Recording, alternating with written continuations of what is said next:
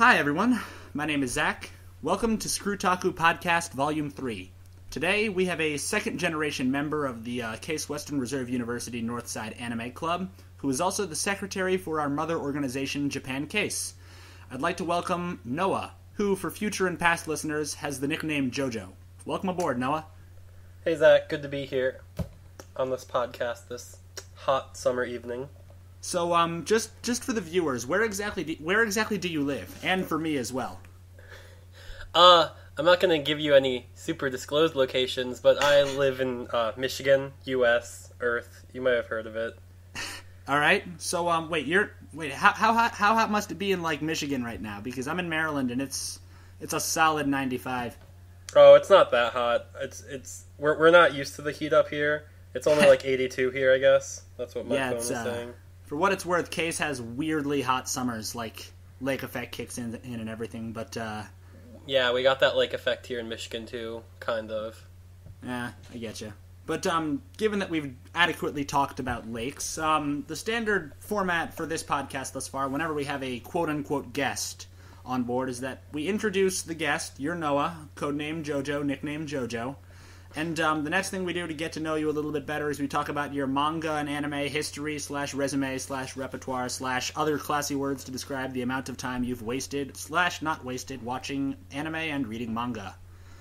What do you got, Noah?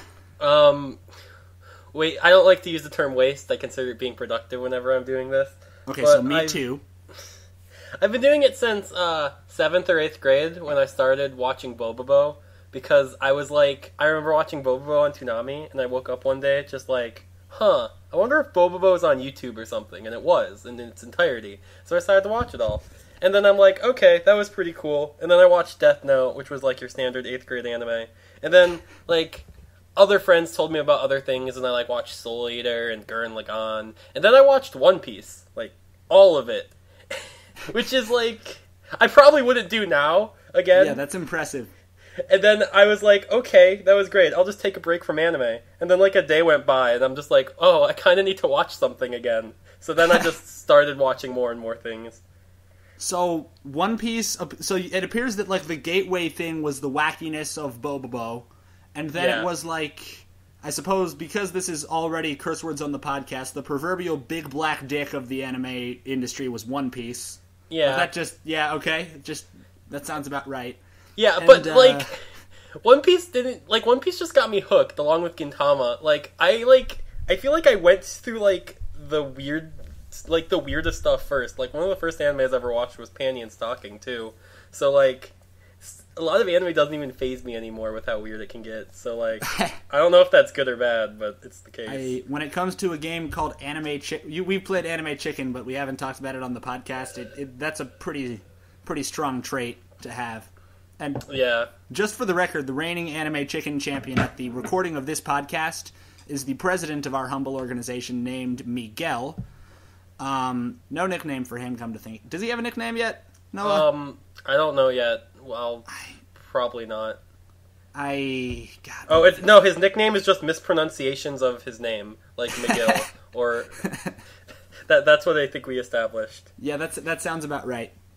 But, alright, so that's a little bit of your manga and anime history, and some of the more pronounced things that I've talked about on the podcast. I talked about your large experience with JoJo's Bizarre Adventure.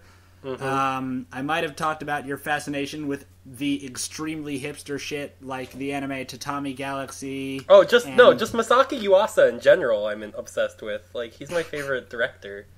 Right, so unlike the previous two podcasts where I contextualized a lot of the proper nouns and like the sheer that gave the evidence of the girthiness of my nerdiness, this time I get the feeling that we're just going to need to bridge over it, which is cool. But yeah, come to think of it, I talked about Makoto Shinkai for a while, and actually I don't know if I uploaded that one, but never mind. So first order of business on the notes that I'm totally not reading off of right now is to talk about the manga that we're reading right now. You know, because it's summer, it's not the school year, and obviously because we love anime and manga so much, we tend to read a lot of it. Now, come to think of it, Noah, so you said you started with anime. How long did it take for manga to follow?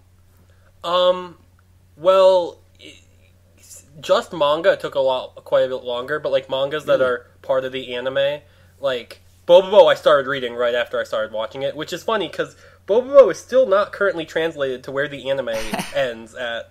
So Bobobo has a which is weird. Yeah, it's just not a popular scanlating community, except for the sequel manga of Bobobo. Just recently, a crap ton of chapters just came out, so I've actually been reading that recently. So that's it's called Shinsetsu Bobobo, which I remember seeing I remember looking at Raws of in middle school and trying to figure out the plot really for the Raws. And now I'm actually reading it and getting the plot, and it's like, oh hey, this is weird because I remember seeing this stuff in 8th grade. Really? I thought you were going to say, hey, I'm getting the plot of Bobobo. Maybe I should check myself into a mental institution. Oh, the plot still makes no sense, but it's still fun. In terms of just, getting solely into manga, it wasn't, about after One Piece and I read all of One Piece, I was like, okay, I'll watch Hunter x Hunter. Then I read some Hunter x Hunter. Then there were some things I just straight up read, that I saw were high rated on various websites, like My and My List and whatnot. I remember... I also remember reading Gantz in 8th grade. Wait, yeah, right. So that's one other thing that I forgot about you. So I read manga since I was approximately 8 years old, and I got Volume 2 of Dragon Ball, read it until it fell apart, bought a new one, repeated until I was old enough to get Shonen Jump magazine in 2003. But you kind of, you never had the age wedge, so to speak. You never had the courtesy ramp in the sexual terminology of fisting. You just kind of had brute force, Bobobo, and Gantz simultaneously. Unless I'm wrong. In a way, I read, whenever there were Scholastic book fairs, I'd always want to get Shonen Jump because I thought that was cool. And I, remember watching Naruto and Yu-Gi-Oh! And stuff on TV as a kid, and then when seeing that, in the Shonen Jump was cool. But in terms of, I started with Bobobo and Gantz. I can't really get past that. Though a lot of the stuff I found out about and, new animes I knew about earlier were, I think generally from Abridged series. I watched, I remember watching a Gantz abridged, and it seemed cool, so I just read the Gantz manga because I heard that was better. Jesus. Gantz abridged, wow, that's great. HBI 2K. Shout out, I'm sure he doesn't need it, but, that's also how I knew about Jojo first. Antfish's Jojo abridged, I remember watching back in, 8th grade, and then doing... Wait, so it was abridged of the manga or something, or, the terrible OVAs?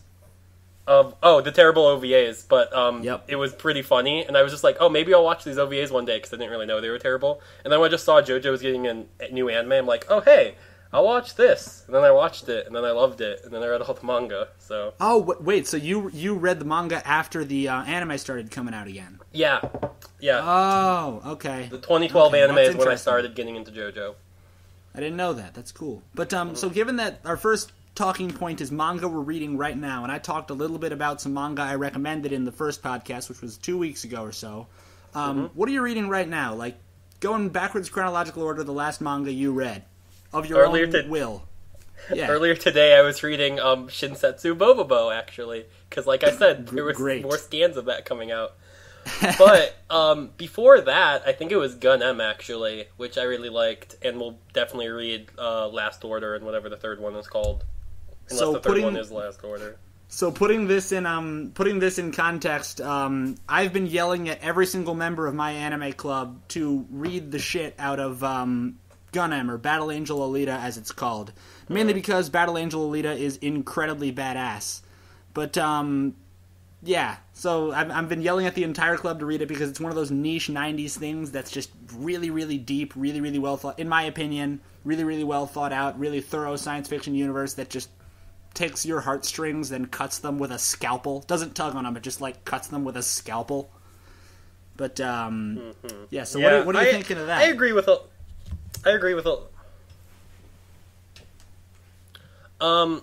quite a bit of what you've been saying about Gun M. I guess, like you said, I have to get into the second manga to truly get into when you started liking it, and I could see that. My main problem, it's not really even a problem. It's just it's different than I expected. I expected more reoccurring characters and more of a centered around plot rather than just Alita going and doing things. And I don't mind that. It's just different than what I thought it would be. And I think now that I'm used to it... Not gonna lie, me too. But now that I'm used to what the plot is, I'm sure I'm going to enjoy the sequel mangas and everything.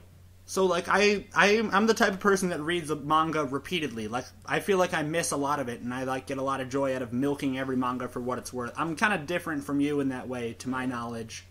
I have never reread a manga officially.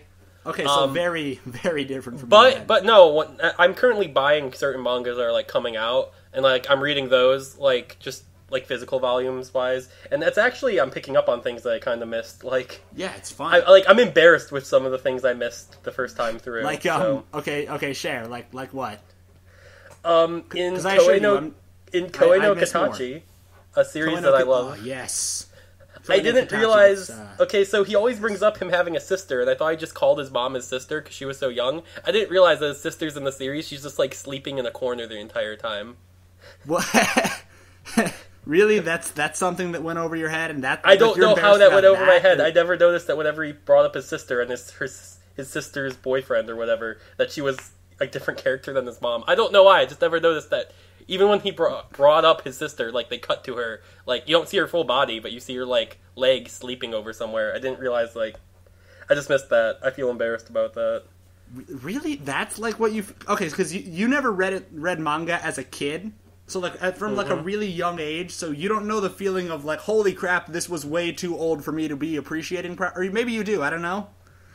But, you didn't read a lot of, like, it's kind of like not getting the dick jokes in Dragon Ball sometimes. Yeah, that makes sense. But, like, most embarrassed that I've ever been, oh god, in terms of reading a manga,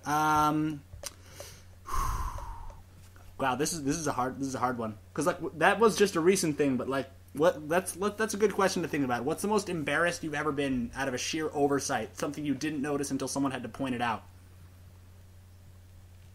Oh man, something else. Yeah, right? Like this is probably the most embarrassing for me. Like not realizing he had a sister because I love Koe no Katachi. But in terms of something someone had to point out, I really can't remember anything like long term. Okay. But recently, I met the second person ever in my life. Second from you. You were the first person to have read all of Hajime no Ippo. Just the other day. I just met him because it's like one of the few mangas he's read too, because he's really big into boxing too. And he brought up facts like about Sendo and Ippo that I like completely forgot. And I'm like, oh yeah, why did I forget about that? Yeah, it was really weird. Oh, come to think of it, my most embarrassing moment is also related to Hajime no Ippo. I didn't realize until I was on chapter 900 something that all of the characters were blatant racial stereotypes. Well, not all, but a lot. No, because I was reading the terrible. Just for the record, I will not apologize for illegally reading manga that is not licensed. I will not apologize for that. Instead, I will continue doing it until people license the thing. So I was reading terrible, low-quality fan subs of Hajime no Ippo because this was a long-ass time ago. Maybe 4 years or so ago is when I started really getting heavy into Hajime no Ippo, and there were no good fan subs, or not fan subs, scanlations of it. And so I was just... The names would change frequently. Like, Vorg was Valug, just whatever. Bunch of just terrible changes in the names. But only after maybe... the last 100 chapters between 800 and 900, did I realize that Aleki Battery was the name of one guy that Aoki fought. I was like, Aleki Battery. Why does that... Oh, he has a fucking lightning bolt on his... God damn it, all of these names are bullshit, aren't they? Did you not notice that literally every person Takamura fights is named after an animal? No, I somehow didn't notice Or the fact that one of the people... Or he... Not only are they animals, but a lot of the minor ones he fights are Ricky Mouse and I think Ronald Duck. I didn't get it, I swear. I don't know what was wrong. Like, granted, I read all of Hajime no Ippo in a week. Maybe 2 weeks. So did I, but I just remember Ricky Mouse and Ronald Duck. No, I didn't realize. I don't know what was wrong with me, but I didn't realize it. It's fine. Okay, but okay, so we started on Gun M. That got us to this. Other manga we're reading... Okay, my turn. Manga that I'm reading right now, I just finished rereading all of Battle Angel Alita for the first time, which, after rereading it, do I realize now that this author is some pretty god-tier foreshadowing. One of my things is I really appreciate it when authors are able to think, several years ahead and understand that they're writing at a different speed than we're reading. Because, like, one of my favorite examples of that is One Piece, because Ichiro Oda, a lot of his gigantic arcs are just boring as hell to read chapter by chapter, but when you binge it, it's kind of like being on the ground and not realizing you're in a beautiful labyrinth, and then when the moment you, like, zoom out, you see it. Yeah, One Piece is really similar to that. Battle Angel Alita, upon the second reread, I realized a lot of it. Like, foreshadowing even from, like, chapter 2 is realized a solid 20 years later, and I'm like, holy fuck, that's like, wait, so where are you in Battle Angel Alita Last Order, Noah? I haven't started that one yet. Like I said, I just finished, the last thing of Gundam I read was the ending of the first one.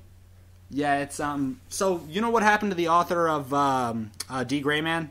Health problems, Oh, right? yeah, all the stuff happening to her. So, health problems there. But, so that almost happened to Yukito Kishihiro, right? I think that's his name. The author of Gundam, Battle Angel Alita. He had to end the first series quickly because of health problems. But then he came back like 5 years later with Last Order, which started in 2000, and he had computer technology to help him that time. So, that's the ending of it is like that's a low point of the series because it ended really hastily. I realized that it was not up to par with the rest of the series. Yeah, I can see that. I didn't think it was bad. I kind of not like I liked the abruptness, but I kind of liked what happened. But yeah, I guess I didn't know that actually. That makes a lot of sense. Yeah. He had like a year of declining health, and then like he had 3 months notice, meaning he had a little while to prepare the ending and release it. But it was still a bona fide rushed ending. So I just finished that. Other than that, I'm picking up a new manga called Gangsta. Which to those. I'm just gonna say I'm super surprised that you haven't read it yet. Like now I'm not super surprised. It's not popular on any particular sites. The only reason huge that on 4chan. Okay, you know I'm on 4chan almost. It is like that's how more than you. Probably more than you. Yeah, I knew about Gangsta because the anime is coming out, but we'll talk about that later. Or it's coming out next season, I think. Or is it the season after that, or is it next season? No, it's summer. It's summer. All right, so it's coming, which I'm really hyped for it now because Gangsta. I'd heard about it for a long time, but I've heard about a terrifyingly large amount of manga that I both haven't read and that I have read or that I've dipped my toes into. Never even dipped my toe into Gangsta, which I wish I had earlier because it's really good. The striking Venn diagram, and I like analyzing manga by giving it as a Venn diagram. It's like a blend between two manga. I feel like it's Black Lagoon mixed with Samurai Champloo. Like that's the way, and not just because the anime studio is Studio Manglobe, which is the same people that did Samurai Champloo, but like it has a bunch of themes that I really really love. You got take it from there, Noah. Gangsta, what do you think? Oh, I never read Gangster. I'm excited for the anime. I just heard it was really good. You were tossing shit at me like it was your job because I hadn't read Gangsta, and you. Oh, okay. Well, yeah, it's like I couldn't think of anything that I read and you haven't. All right. The one thing I could think of you like disclosed because it was slice of life. I asked you about Gangsta like once, and I think you said it was pretty good. I'm like, okay, you probably didn't know what I was talking about. Yeah, because the hype on it. Oh, okay. Come on, But yeah, I have people I know who've read more manga than me, and they're usually my source on these types of things. But I'm reading Gangsta right now, and this is for your summary as well as for the podcast because we are indeed on a podcast. Mm-hmm. Gangsta's weird. It does a bunch of things that I really really like in a manga that tries to do stuff differently. It has the theme of a deaf character, which the best time I've seen a deaf character done is in Koi no Katachi. It's like I can count the amount of manga that have deaf main characters on one hand, but the way you convey deafness in a medium that doesn't have sound is fucking intriguing, which is why I'm really interested in how they're going to do it in the anime.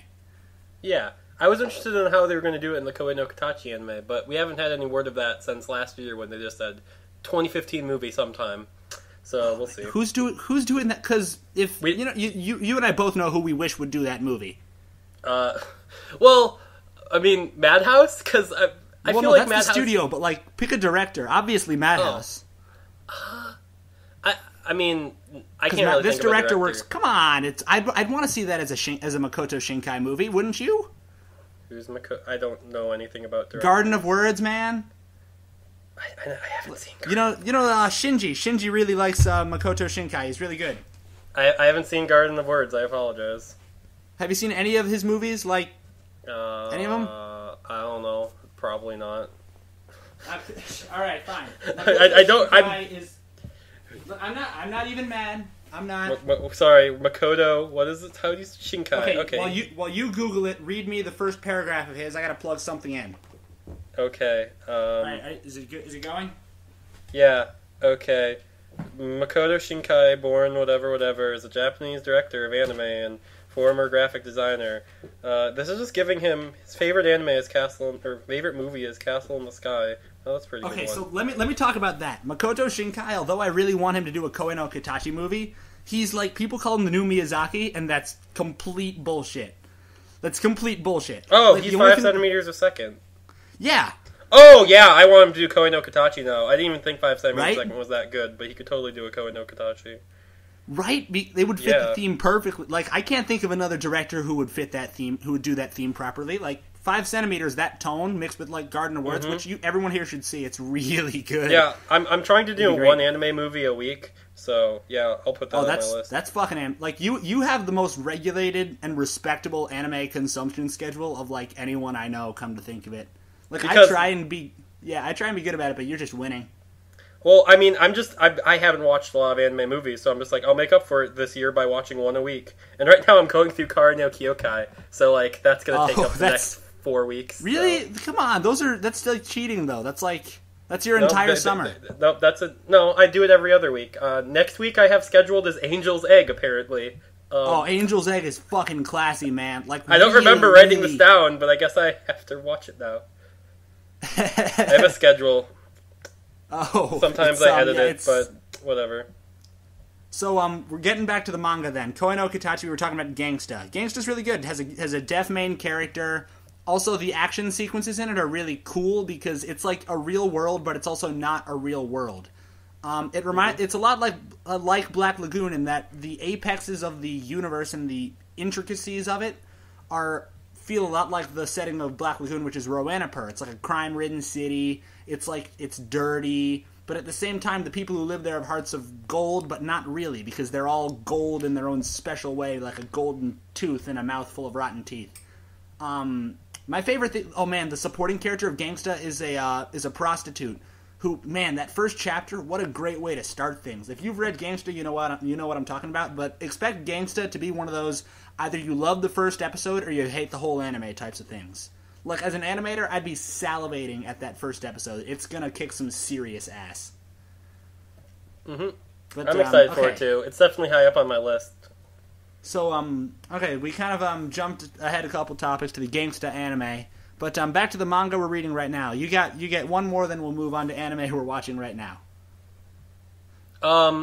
This is the slice of life I recommended to you, and you discarded it because it's a slice of life, and I talked too much about fine. Slice of life. We'll talk about that once you tell me what it is and about it. What's good about it. It's Kaku Kaku Shikajika. I don't think that translates to anything because I checked and I don't think it does.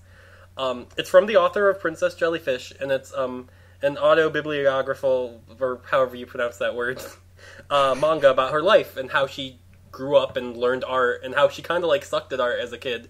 Or not really sucked, but wasn't that good, and how she met a teacher and he taught her all how to be like good at art. And so it's really interesting because I think most of it is, or all of it's like actual events that happened to the author, and like her like process of, it's kind of like Bakuman in a way, but like in a more or significantly more realistic way, because it's like how it actually all happened and how she got into manga, because she loved manga as a kid and was like, oh, I can do this too, but like, I don't know, it's really interesting.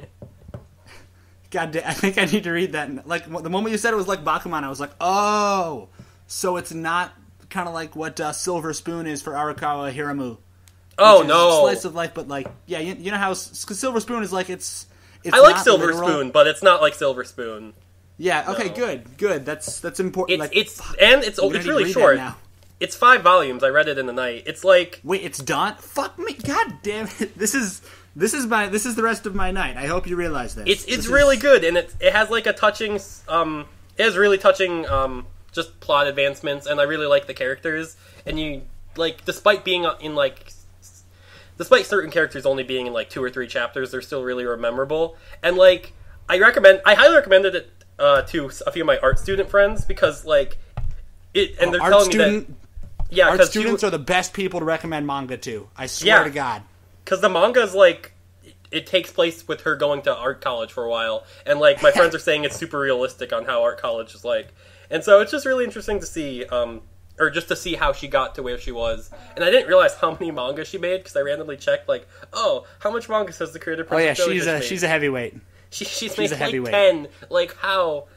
But Princess Jellyfish is like the only one that's successful, and this one. So, yeah. Well, it's a lot of people are like, Bakuman, by the way, is like the most really realistic when it tries to be.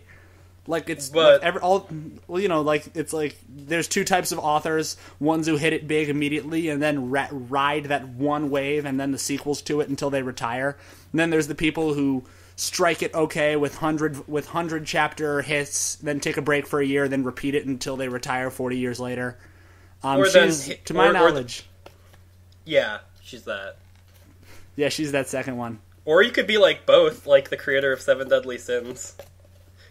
Really? That person still hasn't really made it big in my opinion. You do know that 7 Deadly Sins sold more manga this year than One Piece has so far? I really, really, really find that hard to believe. No, what do you... For the first half of 2015, 7 Deadly Sins sold more manga than One Piece. Oh, yeah, I'll buy that. I'd buy that, yeah. And it's probably going to be 2 or 3 by the end of the year, but still, that's still pretty big. Though I don't know how long. I fucking called 7 Deadly Sins like 2 years ago. Man, I'm happy. With that. Yeah, no, you got that. But except I got I also partially think... Are you trying to whisper something to the audience in the middle of a podcast? Hey, audience! I got Boku no Hero Academia, so we're even. All right, fine. We're fucking talking about this too. Boku no Hero Academia. Boku no Hero Academia is a badass, really fucking good shonen manga that Noah called before I did. That's on record. I read it, was like, yeah, I guess it's pretty okay. Then you flipped shit out and was like, what do you mean just okay? It's really, really, really, really, really, really, really, really good. Zach, I didn't even think it was that good. I just saw potential in it. What? I was like, this is pretty good. It's gonna get really good later, though, I can tell. So I'm gonna just tell people and to read it now. And it's really fucking good right now. Hey, and I'm loving it now. I'm liking it, like, almost twice as much as I did when I first started, if not, like... Now, in my opinion, if you've read a little bit of Boku no Hero Academia and have only read the first chapter, you've fucking missed it. You have to get at least... Okay, so what is it for this? The badass moment where, like, it's crazy sunshine... Right, you hate this. that. Yes, chapter 3. It's fucking fantastic. And if you have not read it, if you only read the first chapter like this isn't for me, get further. Because it's really good. Shonen manga are supposed to increase in quality as they go, and this fucking does it. Yeah, and I had a friend that read the first chapter and said I wasn't into it, and I just re-showed him the first chapter, and he was like, I don't know if I was reading bad, like, scanlations or what, because that was better than I remember. Yeah, it ages really, really... Like, I've gone back and read it, and very rarely do shonen manga have the same type of rereadability. I mean, now, we can all debate here, but the best rereadable first chapter is definitely One Piece. I mean, yeah, it's pretty good for... I mean... What? Come on, mate. I mean, you're gonna say Gintama, aren't you? You'd say that. No, I don't even like Gintama's first chapter that much. No. Exactly. In terms of rereadability, I don't reread manga, Zach, so I don't really know what you mean by rereadability. Okay. Well, Boku no Hero Academia, you see, you're experiencing what I experienced for a long time. A new manga coming out, it's a mainstream shonen, you have to babysit it. You have to babysit it like it's an infant in a room full of hazardous chemicals, because you're staring at it, watching its every move, waiting for it to fuck up, and actually in this case it's even worse because you know there's nothing you can do about it. Yeah. Boku no Hero Academia, like, you've been babysitting it since chapter 1. I've been babysitting it since, like, chapter 7, I think. But, yeah, right. Yeah, every I think time 8 is when I told you about it. Yeah, that sounds about right. That sounds about right. But we're watching it develop, which is really interesting. But it also means that when it has any flaws, we point them out and overanalyze because there's so little content for us to think about. Like when you are only fed a controlled rate of manga to read and you really like that manga, it's torturous. It's absolutely torturous. Mm-hmm. But yeah, that's Boku no Hero Academia. Read the thing. It's really good. Is it selling well? Like, do you know if Boku no Hero Academia is selling well, Noah? Yeah, it's not selling as well as Assassination Classroom did back in 2012, because that was, like, I think the highest selling Volume 1 since One Piece. But it's really? still, like, it's like beating Naruto sometimes. It like won an award in Japan as being, like, one of the best up-and-coming mangas of 2014. It's selling really well. All right, good. Especially for being on Volume, like, 4. Yeah, Okay, so let's move on to anime that we're watching right now. Let's blend that with our next talking point, too. So, what are you watching or rather, let's not do that. What anime are you watching right now that's not coming out right now that you're watching? Like, old anime that you're watching now. I just finished this today, actually. I started it, I think, on Friday. A work by Masaki Yuasa, one of my favorite directors. It's his only major work in terms of anime that I hadn't watched yet. Kaiba. It's a series about... it has nothing to do with the Yu-Gi-Oh! Player, but it's a series about... it's a future world where memories can be stored and implanted into different people, making people basically live on forever if they just move their memories into a new body. And good memories can be added to your brain, bad memories can be taken out, sold, and it's really only something the rich can do, and the main character is a body with really no memories, who just wakes up in a broken down room and a bunch of crazy stuff starts happening straight from the start. And it's this really good mystery, too. Like, because you don't know who the main character is, and neither does he. And slowly but surely, stuff unravels with the other characters he meets, and he slowly gets more memories and stuff, because he goes planet hopping, learning about different characters and everything. And it was really enjoyable the entire time. Yeah, Kaiba, I never saw all of it, but Kaiba's really, really interesting. Mm-hmm. I'm not going to lie. How did you not see all of it? It's 12 episodes. Sue me. I saw like 4 episodes of it a while ago. Like, not a while ago. You have to watch it. It like, when you find out more about the main character, Kaiba, it gets, like, really interesting. Like, he's not even in his own body for half the series, which I really like, too. He's, like, in some... Right. Okay, so the precedent is that spoilers, sure. Just assume that there's a spoiler warning for the entire podcast. Okay, that's not a spoiler. That's... like I said, memories get switched out constantly. Like, it's not. Yeah, it's really cool. Mm-hmm. I really enjoyed Kaiba.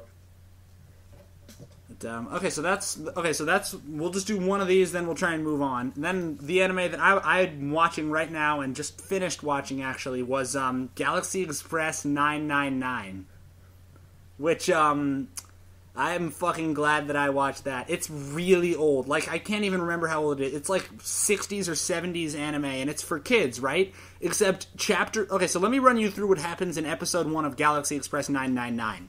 There is a kid with a dead father, wearing rags for clothes, running through a fucking blizzard with, like, no shoes on. And then his mother is killed by robots on horses, like, just fucking suddenly, then he's saved by someone, thank God. We later find out she's a princess, but he's saved after he sees his mother die, and she dies in his arms as she bleeds to death. And then, after he is saved by the chick, he picks up a gun, this kid who's like fucking 6 years old or something, he picks up a gun, walks through the snowstorm into the log cabin that contains all of the innocent and non-innocent cyborgs who killed his mother for sport, and he fucking shoots all of them and then lets them burn to death. The 6-year-old kid. And this is like the first 10 minutes of the first episode. This is a fucking kids show, too. I'm like, okay, you got my attention. And so it kept my attention for the entire series of like 50-something episodes. Maybe like 70 episodes, I don't know. That was like 100. Was it? Holy fuck, what, Jesus. Anime is a big time suck, everybody. You don't ever realize it until it's... I watched all of that, and it's really good. Like, it's weirdly good. Like, old anime is usually pretty unwatchable from a modern standpoint, because it's either all really, really cheesy with no substance beneath the cheese, or it's so cheap and recycled and over the top that it's unwatchable. This strikes like a happy medium between it. Did you ever see the first episode of it, Noah? No, but I remember you talking about it, and I've seen a lot of it, or, like, not seen it, but I recognize the art style and everything, and it says right here 113 episodes. Yeah, I didn't watch all of it then. There's no way. I only, I was weird. I thought it was weird that it ended like, yeah, that's weird. Fuck. Mm-hmm. I did not finish it. Well then. But, God damn it. That means I'm going to need to do that and read that Princess Jellyfish Slice of Life. That'll take you, like, literally 2 hours. Yeah, I read fast. We both read. Okay, but... It took me, like, 3 hours. So that was anime that we're watching right now. Now, let's fire up the flames, shall we? Strong opinions almost always come out on things that are still happening, on current events, right? Mm-hmm. And a couple anime that are coming out, which we came up with before this podcast, that we're going to talk about our opinions on. The first one of which is my submission. It's Blood Blockade Battlefront, also known as Kekai Sensen. And it's getting a lot of hate, Blood Blockade Battlefront is. Why do you think that is, Noah? It's getting a lot of hate? Yeah, it's getting a lot of hate. I didn't see any hate. I've actually only seen good positive things about it. I mean, granted, I try to stay positive, so maybe I blocked out the hate. Yeah. I'd say my main problem with the series is just the fact that, it didn't start having a plot till, like, episode 7, and its actual plot 7? is 6, 5, whatever. Okay. Its actual plot is technically filler. It's not black and white aren't in the manga. But I feel like the creator had to have, like, come up with them at least, because they're a really good idea and add, in my opinion, the most to the anime. But I really like it like that, though. Like, yeah. Although it appears to be kind of like when you think about Trigun, which same writer as Trigun. Trigun was fantastically good selling and profitable in the West. Yeah. The people in Japan complain about the same things people are complaining about with Blood Blockade right now. It's like, why just explosions? Except Blood Blockade is not at all like Trigun, and no matter how much I say this, I always fail to get it across. It's episodic in its nature, and its universe is where the fetish is. And the characters, which are two-dimensional, but so is this. That's animation. Get over it. Yeah. I feel like another complaint is just like, yeah, I heard people complaining that it was two-dimensional. And also, this is more or less in the earlier episodes. I feel like it happens less in the later ones. But a lot of the choices of, like... Because there's a lot of cutaway gags and stuff like that. Or a lot of artistic liberties in terms of the camera angle or use of fisheye lens or something. But a lot of it's completely unnecessary. It's not even artistic liberties. Well, no, it's not unnecessary, I tell you. No, there's a specific moment in episode 2 where they have a completely unnecessary fisheye lens. Okay, so I've seen the series 3 times now. You tell me what it is. Leonardo is looking at a flat map, and it is from the perspective of the map we are seeing Leonardo. There is no reason that a flat map should be looking at the perspective from a flat map should be fisheye lens to Leonardo. No, sure it should. No, why? It's a flat map. If it was a holographic fancy map, sure, but it's literally just a piece of paper. Why should a piece of paper see through fisheye lens? Okay, so you ever seen Breaking Bad? Yes, I love Breaking Bad. I probably like Breaking Bad more than most of the animes I've ever watched. Okay, well, that's understandable. Breaking Bad's pretty cool. I love Breaking Bad. But, like, you know that through-the-floor type shot like that? Yeah. The goal of that type of shot is to offer a new perspective on things, and rather than just mirroring up through an object, which they do a lot, because it's Leo with his weird-ass eyes that it's looking into the map, what he sees is obviously distorted. Whereas the map looking back at him, it's kind of symbolic to assume that it would be distorted in the same way. So you might think that's a little bit bullshitty, and it's a little bit of a roundabout explanation, but I'm still saying that the fact that people struggle to come up with a single angle. Hey, I love Kekai Sensen. That was stretching. Yeah, that was man. just one complaint I heard. Also, I didn't like the episode where they just ran around and tried to look for a place to eat. That was just I fucking love that episode. That was just was really funny. If it was episode 4, sure, but that's like we're supposed to like start wrapping up the plot now. Like we have one episode to wrap up the plot, and we can. Right, but it's just like.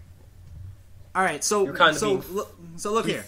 In a city like New York, even if there's a fucking gang going after you, it's never completely and always like that. Like, they say that the rule is to always show the coolest thing happening in a universe at any given time. Well, if this is indeed traveling through the tales of a single main character, and it is, like, in the opening of the first episode, this is the story of me and the people here, and the adventures we had to survive here. Or something like that. That's what they say in, like, the first episode, right? Yeah, he's I think it's writing to his badass. sister. I love that moment. Yeah, no, I like it Yeah, too. which, just for the record, why did he write a letter to someone who can't see? She must be able to see now. Well, excuse me, sir, you have not watched Gintama, because there is a exact same plot line. Do you not remember Hijikata's backstory? God. No. Gosh, do you not remember the Thorny arc? Come on. It's only one. It's only Gintama's, like, 45th arc. Gintama is what keeps Tony Stark alive. It's a fucking arc reactor. Just like fucking... Yeah, I like the current arc we're on is, like, going at 40 chapters. That's a landmark for Gintama. That's, like, the longest one yet. It is. And which makes me think it's ending soon, which scares me. But anyways, back to Blood Blockade Battlefront. No way. I like it. Alright, back to Blood Blockade. I love it a lot, too, except, like, people say it's over the top, it's frivolous, it's too American, I heard once from... Like, Shinji said it was too American, you know? Yeah, but, like, it takes place in America! It's not. One, it takes place in America. Two, it takes any trope that you think you can project on it, it fucking flips over immediately. Like, do you remember when Lucky... Also, the statement that it's not funny. What the... I disagree with him. Abrams, Lucky Abrams is hilarious.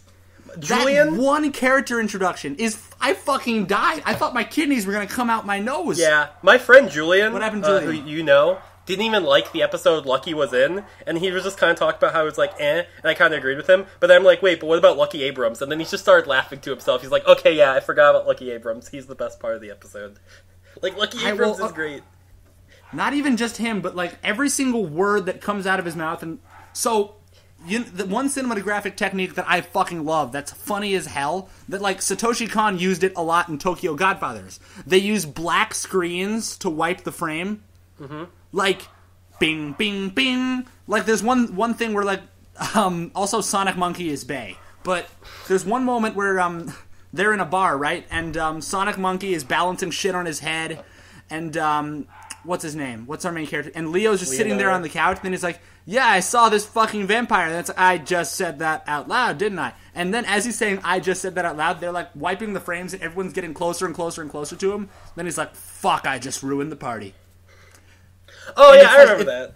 Yeah, like that 10-second collection of scenes was funny as hell, wasn't it? Yeah, and like, a lot of the cut gags, like... There's a lot of scenes. The match cuts, the slow-mo... Like, do you remember when Lucky Abrams is walking into the intersection, he yells, Zap! And then everything goes slow motion, and then there's just, like, explosions, and then it embeds itself in Zap's fucking forehead, and then all of a sudden, after, like, 50 cuts in 3 seconds, we're just staring at Leo standing there quivering in fear at the fact that he just killed Zap. No, I think it's hilarious. I don't really see where people that don't think it's funny... I mean, whatever, comedy is kind of hard to describe. There's a lot of people.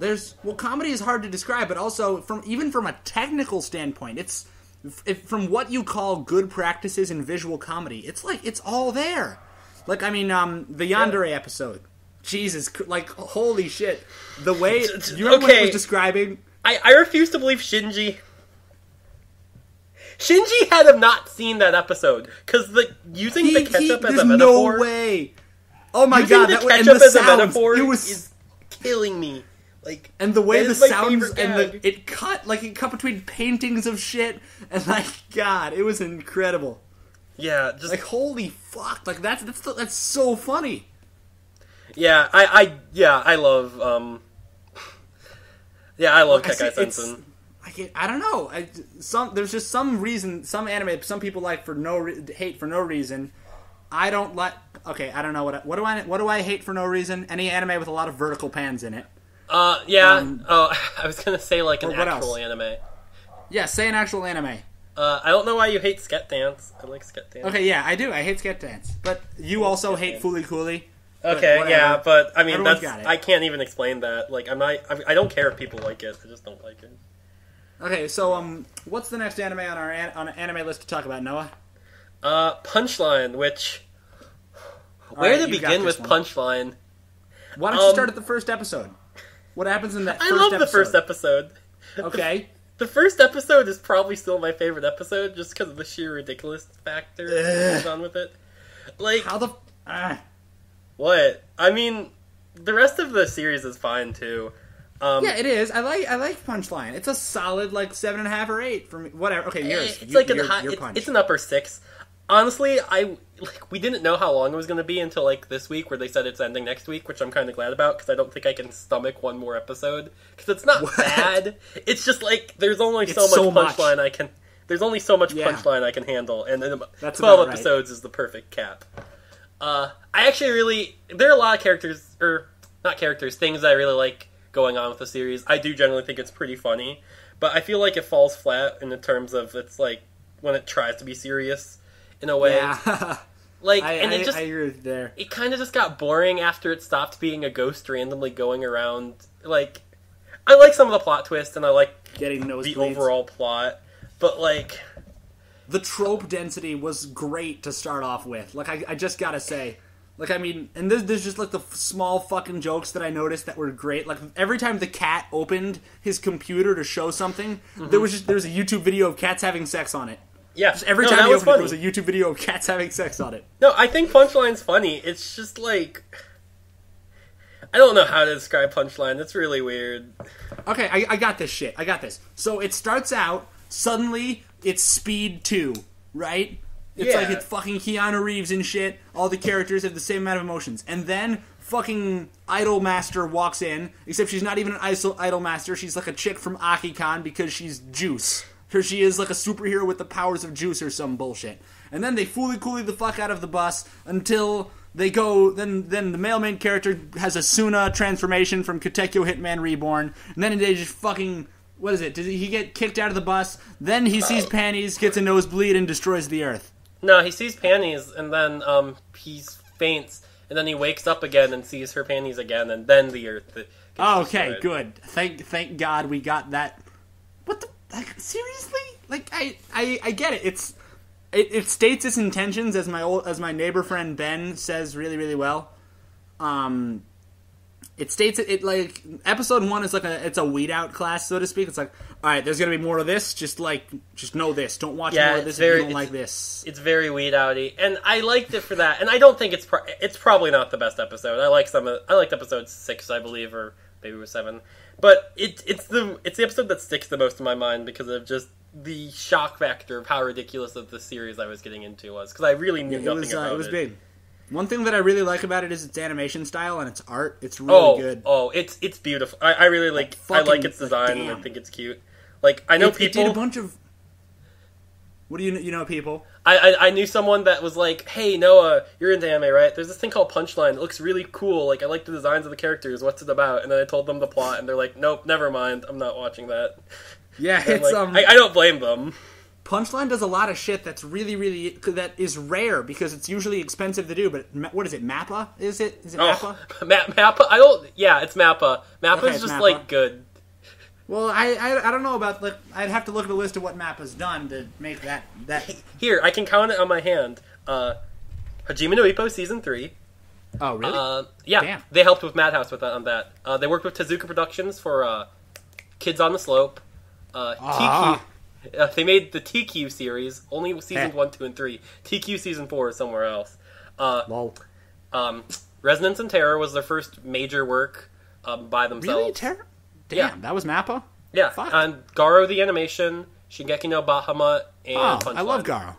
Yeah. Oh, so, they have a really good track record. They have like 6 things, but they're all pretty good. It's pretty good. Yeah, it's pretty good. But Punchline, one thing that I love about the art is how it, the only other show I've seen to do, like, I like it when anime, although they are animation, meaning it's the most powerful and most versatile means of visual storytelling animation is, when it just chooses to do the inverse Gurren Lagann, which means you lock yourself in a room or a building and go from there. But, like, if you ever look at how detailed the backgrounds are, and how consistent the backgrounds are, and how they change in Punchline, like, I rewatched Punchline twice because I wasn't seeing what people saw until, like, the final time around. But it's really thorough. Like, one of my favorite examples is how in the second episode of Punchline, there is an additional ramen cup on the stack of ramen cups in one room. and then the book that was open on the desk is now closed, and there's a new one open on top of it. It's like just really like incredibly thorough stuff. Like what they did was they probably did some kind of detailed rotoscoping where they made a 3D model of the entire fucking room, which is impressive already. Zach, they did that. It's in the opening. All the rooms are like visually rotoscoping around in the opening in 3D models. I know, but look, the openings are different. Openings are usually way higher quality, but they move the models around is what I'm saying. They don't pull a Seinfeld and leave the same 3 boxes of cereal on a shelf for the entire show, you know? Yeah. No, I really like that. Really... I really like the fact that it was just a bunch of... It was like contained in one house, basically. I like... as much as I love adventure and shonen, but there's a reason I like That's the reason why I really, really like... you know, what was it? Bakemonogatari? Yeah.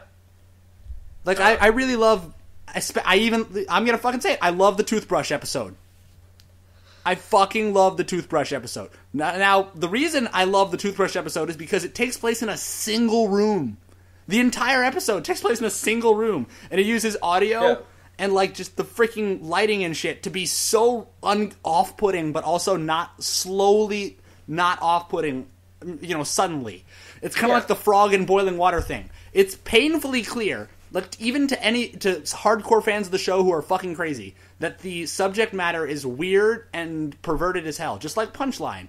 But it gets you there so subtly because there's no like external stimuli. You're kind of like in a box, you know, the whole time that you don't care once you're there, and that's really cool. I like that. I love that about Punchline.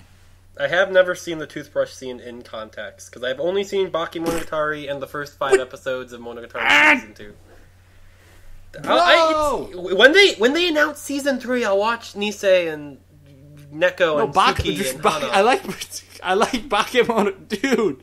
Just watch that one episode. It's fine. Which is also cool. Now that I think about it, I don't even know which episode it is of Nisei. I know it's in Nisei, but I don't know. Fine. Speaking of anime that we should be seeing to talk about but haven't, I'm going to talk about Seraph of the End. I stopped watching Seraph of the End after 6 episodes or so. Dude, same! I haven't watched any yet. What is there to talk about? I haven't watched since episode 6. Here's what we can talk about. We've both read the manga, right? Nope. Bruh, God! Okay, fine. As a person who's read all of the manga twice, because I really fucking liked it, I like it more than Attack on Titan, anime just fucking went to town on it, man. Like, it had this... The manga of Seraph of the End was very similar to Attack on Titan. Like, there's a bunch of stuff where, like, I have no idea. Like, Attack on Titan was just kind of a perfect storm of, like, everything wrong with it was really evenly distributed over the genres people gave no shits about. Over the, like, you know what I mean? Attack on Titan succeeds at everything that the average person loves. Like, oh, it's so dark. Oh, it's got good music. Oh, it's really pretty. Oh, everyone I know that loves Attack on Titan have watched, like, only 2 other anime. Is basic as shit. Yeah, they're basic. But I still like Attack on Titan. I like Attack. Yeah, exactly. Because for all of its shortcomings, it does pretty well, right? No one flaw in Attack on Titan ruins it, which is very important.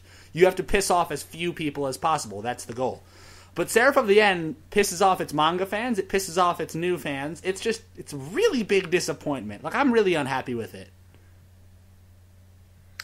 Really, really unhappy with it. I haven't read the manga. The anime I was thinking about maybe picking up the dub. But, like... Don't look, the dub's good. But, of course, the dub is good, because it's Funimation. And that Eric Vale's one of the main characters. Speaking of Funimation dubs... Are we going straight to Ninja Slayer? You're goddamn right you are. The best broadcast dub outside of Space Dandy? Because I love Ninja Slayer. I could go on ends on why Ninja Slayer is not good in the slightest, but really enjoyable. Do you fucking remember when we were in the meeting room in Tink? Tink 140 every Tuesday, Thursday at 8:30 p.m. We ended the night with, like, everyone's gonna make a fucking prediction on what the best anime is gonna be at the next season. And then you were all like, Ninja Slayer, it's gonna be the best thing ever. And it wasn't just me. We were all like, it's gonna be pretty cool if it's just gonna be Kill la Kill without fan service. Yeah, like, Ninja Slayer fucking had the unanimous decision by, like, a landslide as to what the best anime was gonna be of the season, and then we all got the first episode, and it was just like, I've never felt so horrible. Like, the rage was real. Oh, let's stop trusting Trigger, guys. Let's also not... Hey, Zach, let's stop trusting Studio Wit, either. No. Mister, it's supposed to be good because it's made out of people from Production IG. See, Zach, you're implying Production IG was anything above standard to begin with. It was above standard. I do not think okay, controversial opinion. I don't think Production IG is anything above standard. They have never made a single anime that I loved or an adaptation that I thought was even remotely close to be as good as the manga. You've looked at a list? No, but they're all... Or, I'm looking at my anime. They're all their adaptations are super solid, but it's always just slightly shorter than anime. And then all the original works, well, I like Psycho Pass and Ghost in the Shell and whatnot. I just don't think they're as amazing as people Ghost say in the they Shell's are. not an original work, but whatever. Oh, yeah, it isn't. Okay, then that's probably their best adaptation, because I heard the original Ghost in the Shell manga sucked, and I actually liked the movie. It was not very... Yeah, it wasn't very good. Also, whatever. We agree to disagree there. But their best work is... Ninja Slayer. Okay, never mind. Yeah, Ninja Slayer. Yeah, we are having way too classy a conversation for Ninja Slayer. What is it? What's some fucking quotes from Ninja Slayer? Yart. Fucking Yart, the best effort ever. Oh my Buddha, the only thing worse than a ninja is a ninja with a jetpack.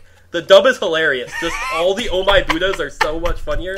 And Christopher Sabbath just yelling out Yart and Domo before every match is just... Christopher Sabbath is just so great as the Ninja Slayer. Like, I am loving it. Let me tell you about what fucking Ninja Slayer did. I sent you a picture, but podcast. Yeah. My friend Ben is working at a welding factory in South Bend, Indiana, because you'll totally find a person named Ben there and find him immediately. And while he was doing some strenuous effort, he subconsciously yelled, "Yeah!" while he was doing it, and then he was apparently just like... He fucking died afterwards. I don't fucking know, but... I don't blame him, because, like... It's Ninja Slayer, my friend described it perfectly. It's the shitpost of anime. You're not supposed to like it. It's terrible, but, like, I can't stop watching it. This is Trigger's last straw, though. Trigger is not allowed to do this again. Okay. Inferno Cop is funny. This is funnier. They're not allowed to do this again. I agree. Like, I don't want this anymore. What I want is Little Witch Academia, that little one-shot, got kickstarted for an episode. Yeah, we're getting episode 2. Or we're getting an anime of it, or a movie, thank God, because that was fucking adorable. That was really good. Yeah, Little Witch Academia, in my opinion... I like that more than Kill la Kill. Yeah. Okay, Little Witch Academia, in my opinion, is technically flawless. It's just the baseline story bores me. It's technically flawless. I'll give you that. It does everything... great, but man, I just don't care about this Little Witch. I'll watch the second movie and I'll probably like it a lot. But in terms of that, I like Kill la Kill more. All right, gotcha. So on to the unanimous best anime of the season, because it's. I'm so fucking angry that this is selling well. Like, we're talking about Dungeon now. Like, how fucking well is it selling? It died down in popularity in Japan. Like, The Ribbon was huge, and then people, I think, actually started watching it, and then it died down. Because, like, I heard this news story. I heard this news story that, like, they had this giant Dojin meetup for Dungeon, specifically for Dungeon. Oh, yeah. And then 3 people showed up or something. It was like, okay, yeah. I'm sure it's a solid adaptation, and I know people that like it, but, like... Wow, that's fucking hysterical. Like, it was a meme everywhere. Like, if memory serves, like, certain really, really hick cities were, like, broadcasting this fashion thing whenever there were cons in their town. It's like, it's the newest fashion statement. But when you see what it is... It made, like, Yahoo News UK Today. Like... And even, other animes started parodying it. Like, I'm pretty sure Hayate the Combat Butler, like, had a chapter dedicated to it or something. Well, okay, so Hayate the Combat Butler is one of the few things that I read that no one else read. Okay, that's not few. That's a lot of the manga that I still I haven't read it either. I plan to eventually. You shouldn't. It's not very good. It's not. But I read it because I'm a stubborn bastard. And I like it a little bit. Sure, I like it too. Whatever. Dungeon is just, like, I don't understand. It's not even black. It's not. No, even it's not bad. black. It's so black. No, in my opinion, for me, it's so bland that it becomes black. Like, if it was bad, I wouldn't hate it as much. But the fact that it's not bad, but it's also not good in the slightest, is just Or rather, it's like if it had flaws in it. That like if there's one flaw in something that people watch it for, it's like High School DxD is getting a 3rd fucking season. Why? Because it's so fucking terrible that people love it. Yeah. But, you know, it's like, if you profit off of a flaw, it reduces my faith in humanity just as much. But one thing that I really, really hate, it's when something other than greatness is rewarded. Like, you know me, I'm always, I think too hard about my anime. It's the only thing that I ever devote that much thought into. Mm-hmm. But yeah, I really fucking hate it when Dungeon sells so well, but fucking Mushishi doesn't. Like, are you kidding? Like, okay, that's a bad example because Mushishi is a different subject matter. Yeah, but like, Mushishi is Mushishi. Like, artsy stuff doesn't normally sell. Artsiest, classiest, mainstream anime of all time, Mushishi is. If you haven't seen Mushishi, go watch it. Aside from like Redline, the only I can't really think of any other artsy animes that sold well or became popular. Redline's not artsy, dude. Redline's weird, man. It's okay. It's not artsy, but in terms of animation style, it's significantly different than a lot of different things. And like, no, but I'm trying to think of something really, really artsy that sold really, really well, or that got fucked over. You know? Or like artsy. Okay. I thought we just meant different artsy. No, I mean, because you know, the Dungeon's the opposite of artsy. It's every trope in the book shat onto an animation cell, then animated terribly. Yeah. But like, I don't like it when good anime gets screwed over. Like, what's a really good anime that got robbed? Just completely robbed. No one paid attention to it? Yeah. Princess Tutu? Wait, no, I know people that like that. Yeah, dude, but a lot of people like that. What's an anime that just no one cared about, but it's really good? I'm trying to think one, too. It's, Ping Pong. Yeah, you know what? Fucking Ping Pong. You're right. Ping Pong was really, really, really, really, really, really, really, really good. Really good. Really good. Sorry, you missed. Not really too much praise. You think I gave it too much? You gave it too little. I was adding on more realies. Oh, okay. Fine, I don't think you understand. It's one of my favorites. It's probably my favorite sport. Or no, it's not my favorite sport. And I understand. It is that good. I'm not even gonna lie. It is that good. It's just the art style definitely. If you watch Dungeon and really like Dungeon, two things for you. One, there's a lot of stuff better than Dungeon that does what Dungeon does. And if you like Dungeon, it's fine. Just don't let Dungeon steal your view and your attention and your money away from franchises. Like, even Sword Art Online does Dungeon better than Dungeon does Dungeon. Like, do you agree with me there, Noah? Yeah.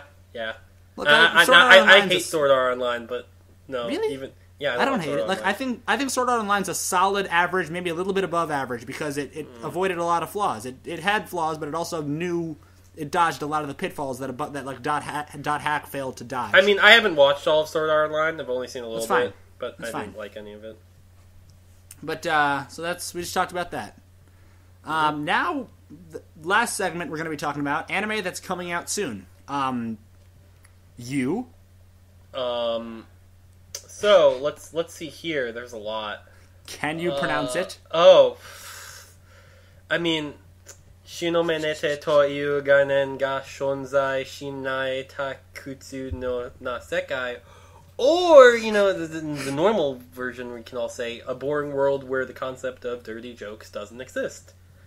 Yeah, that's the title of it. A boring world where the concept of dirty jokes doesn't exist. I'm really hyped for this. Are you hyped for this? I mean, if it was anyone but JC Staff, I wouldn't be, but JC Staff... JC Staff has proven the fuck out of their ability to do this. JC Staff kind of was just like, oh, hey, we're really good at adaptations, apparently, now. I mean, it's not like I think they were bad before, but, like, okay. But, like, fucking Food Wars, that's enough notoriety to just fucking get any of their animators anywhere. Zach, I let out a very loud, girlish squeal when I found out they were making Prison School, so that shows how much I love JC Staff. I don't want to. I don't think Prison School is going to be very good, dude. Oh no, I don't think it will be either. But we can hope. I really don't think it's going to be. I don't like the manga very much, and I don't think the anime is going to be very good. But this one, even though there's only fucking like 5 chapters of it scanlated, and I had to read like one of the final chapter in like Hebrew or some shit. Well, I can't remember what I had to do. It's based off a light novel too, so obviously. Which strike one there. Yeah. Wait a second. It's based off a light novel? Yeah. Ben, if you're listening to this, go find it and email it to me right now. Okay. So, yeah, there's that. There's, based off a light novel. God. Come to think of it, that probably means that the anime is going to have more source material to work with, so, I don't know. I feel like that could be impressive. I'm still holding strong for Prison School. It might be a complete flop, but I don't think so. I feel like the target audience will watch it regardless and love it regardless because you people are fucking insane. Yeah, you guys are sadistic motherfuckers, I know it. Anyways, yeah, I don't want to... So I'm trying to think of a way to bridge into the next topic, and it's not that it needs no introduction, but there is no introduction. Well, wait, you know what? No. We brought up the two... There's a trio of lewd summer animes this season, and we brought up Summertime lewdness. Yeah, we brought up the Dirty Jokes one, we brought up Prison School. The third one is obviously Daily Life with Monster Girls, or Monster Musume. I can never keep a straight face when I'm talking about Daily Life with Monster... Like, this is really pornography. Good. There's no way to cut this where it is not fucking pornography without the censored pornography. Hell, there is pornography. That's actual pornography that shows less than this shows. But we could always talk about the black sheep of the lewdness and talk about To Love Ru, Trouble, Darkness second. For a second, I thought you were talking about a character in Monster Musume that I didn't know that was a black sheep chick. No, they only introduced 2 white sheep chicks and a minotaur in the latest chapter. Oh god, don't even fucking talk to me about either To Love Ru, whatever. It's weird people, but I don't like To Love Ru. Can we just go on record that I don't like To Love Ru? I'm still gonna watch that season. I'm still gonna watch it though, but Monster Musume is even people who aren't weird people like Monster, which is fucking unprecedented. It outsold Attack on Titan according to Barnes and Noble. Yeah, like once in a while. No, yeah, according to New York Times best-selling manga list so it's not all the time, but generally sometimes when it comes out, it just outsells Attack on Titan's newest chapter. It's like it's no fucking big deal, but it like holy shit.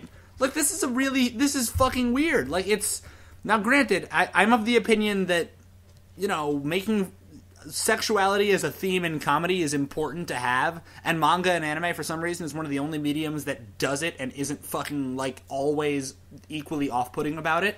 Whereas whenever they address this topic in American anything, it's very rarely funny, except for a show called Sense8 on Netflix, which does the fuck out of it and it's really good. But this, I don't think Sense8 does it that well. It's not what? bad. It's fucking good. Did you not see that? I love Sense8. No, I watched all Sense8. In terms of comedy, I didn't think it was that funny. Well, no, like the sexuality as a theme in comedy. Oh, no. Thing. Oh, yeah, that's good. But I thought you meant comedy. Because that subject matter, the only thing that's ever done anything similar to that is anime. Am I right? I mean, yeah. Think about it. Yeah, I mean... Yeah. But Monster Musume is, It's weird. It's really weird. Because it's not just fucking weirdos that know about it. It's all of fucking Tumblr has seen the fucking fan art of it. And I made a bet with Ben, the neighbor Ben, that it's going to pollute Tumblr with GIFs for months. I don't think so. Or at least not the people I follow. The people I follow are more into Prison School, so that just shows you what my tastes are and preferences in people. Anyways, talking about more better things to come this summer, we already talked about Gangsta. Yes. We talked about Overlord last week, I heard. We can skip over Bikini Warriors. Yes. I'm sorry, I'm going through the list right now. We could always talk about the Fate. One Punch Man. No, we talked about more Fate last week than I even want to get into. But wait, you guys talked about Fate Khalid, Lena, Prisma, Ilya. Yes, we did. Oh, good. Okay, good. You get it for a person who's inside the club, and it's like this is podcast or like listen to it. Like okay, I'll watch it. I like podcasts. The person who was on is like a huge Fate person. Ben is. He does a great job. And also one of the most professional people on the podcast. Like, compared to me, it's a different league entirely. But let's talk about the thing that I sent you beforehand. It's not coming out next season, but the season after it, and it's so good that we will hype it. One Punch Man. Fucking One Punch Man. It's hell yeah. Like, One Punch Man's a relatively trend-setting thing, you know what I mean? Yeah, I can see that. Well, not just, like, you know, it was a webcomic first, right? Well, somehow, yeah. In terms of that, for some reason you meant it was like actual content. Yeah, no, it's super cool that like a dude just started scribbling some stuff and putting it online, and then this famous manga author's like, "Hey, I'm gonna draw this for you," and he's all like, "Okay, hey, this is getting an anime by Madhouse." Okay. Like, man, that's gotta be like a dream to just make a webcomic and become a great manga. It's fucking crazy, because what's weird is that the ideas and universes in One Punch Man, even in the shitty art quality one, it's all fucking really, really good. Except what I like is that the ideas are not like in terms of like universe it's execution. building. It's comedy. Execution's flawless. In terms of universe building, it's generic. It's which is you have why it like works. Tank Top Vegetarian and Tank Top. Hero. Wait, you mean Tank Top Master? No, there's multiple ones. There's Tank Top Master. Is there Tank Top Vegetarian? Yeah. Okay. Yeah. Never mind. But Okay, I love it. Yeah, I'm fucking. God, One Punch Man, like, the entire premise of it is just completely ridiculous. Like, the rate at which the original author releases content is unheard of. I feel like it's only because he uses one tool when drawing it online. He uses, like, a fucking blob brush tool. That's all he uses. He doesn't use screen tones or anything. But he really, like, God, how many fucking pages a day? Yeah. Like, how fast, like, how many, like, what speed in comparison? Are you talking about the original webcomic or the, Yeah, original webcomic. Because the high quality stuff is slow. Webcomic? Yeah, the webcomic. I don't read the original webcomic. You're asking the wrong person. Alright, fine. But, like, what's kind of crazy about it is that the official manga releases really slowly. Like, it releases really, really slowly. But it's worth it because the art quality is, like, the second greatest art in history. Mm-hmm. You know what I mean? But, like, the original... I agree. I like how it's released. Yeah. But, in comparison to the original One Punch Man manga, which prioritized, I will get out as many pages as possible, as fast as possible, like, there was one week where he just released 7 chapters. Like, 7 fucking chapters in a week. No big deal. 20 pages each. He's a machine, the original guy. It's also because the art quality is shit. But in comparison to when Yusuke Murata's doing it, where we'll wait, like, 2 fucking months for 9 pages and still be happy about it... Oh, well, yeah, obviously. My main problem with, or not problem, but what I'm kind of wondering with the new anime coming out, it's obviously more based off the manga than the webcomic, but I'm wondering how much source material they'll really have to work off of, considering there's not really much of the manga to go around. I mean, I don't know, that's just me. I see what you mean there, but I also feel like it could be a good thing, right? Like, think about it this way. If they only released one episode every 2 weeks and made it like a 6-episode anime, except they spent the same amount of money on it as they would on a standard 13-episode anime, the art quality might be on to par with the manga. Yeah, but they're not going to do that. I mean... But, like, I feel the only way the anime of One Punch Man is going to work is if it does that weird and funny mesh of art styles, you know? Yeah. Like, that's half of the joke. I mean, maybe Madhouse got their budget back after they used it all up on Redline, and now they can make more stuff with it and make stuff that looks really nice. Yeah. Wait, Madhouse has done good stuff since Redline, like expensive and pretty looking shit, right? I mean, in terms of actual animation quality, I don't think Madhouse... they're not bad by any means, they're really good, but compared to other things... Nothing like Redline. Nothing like Redline. Redline Parasite looks nice. I mean... Ori Monogatari looks okay. I love them as a studio just because I guess the directors and writers they hire. But like, in terms of actual animation, studios more like Bones or UFO Table definitely take the cake there. Yeah, it's I'll give you that. But at least I think that the biggest achievement for One Punch Man was that it didn't follow the Shonen Jump algorithm of the default studio being fucking Toei. Well, yeah, but that's not really like that's just like mainstream, like that's like super big mainstream shonen algorithm, and even then, like, yeah, I guess I can get what you're saying, but like One Punch Man isn't even technically Shonen Jump in Japan. It's just Shonen Jump. Yeah, here. It's what is it? What's the name? What's the name? I think it's Young Jump. Yeah, it's in Young Jump, right? Mm-hmm. It's it releases online if memory serves. Still. Yeah, Only releases in top. But then I think it's also published in Young Jump. Maybe not. I don't know. Well, I know that there's like a live. Oh, so there's a live stream. I've shown this to you before. There's a live stream of Yusuke Murata drawing One Punch Man, like just for like 9 hours a day. It's really cool. Yeah, it's really cool.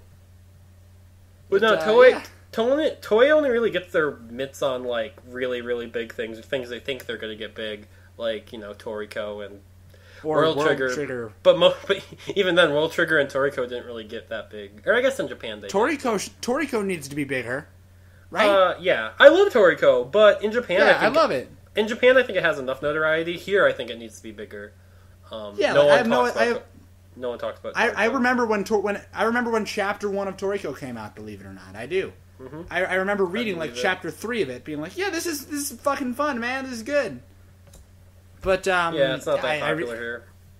Yeah, I really wonder. It makes me wonder why. I think it's generally, it might just be the concept, or just like, it's pretty, even though it does it almost flawlessly in my opinion, it's pretty stock standard shonen. Yeah. But, I just realized that we're talking about Toriko. I think we're out of topics. Yeah. I mean, we could talk a bit more about coming out, like, I'm excited for, working season 3. Okay, yeah, we're fucking done here. I'm calling it. Okay, yeah, that's fine. We've been done. Customary way to end the podcast, as of the precedent set by last time, is you and I both say bye in unison. Ready? Okay.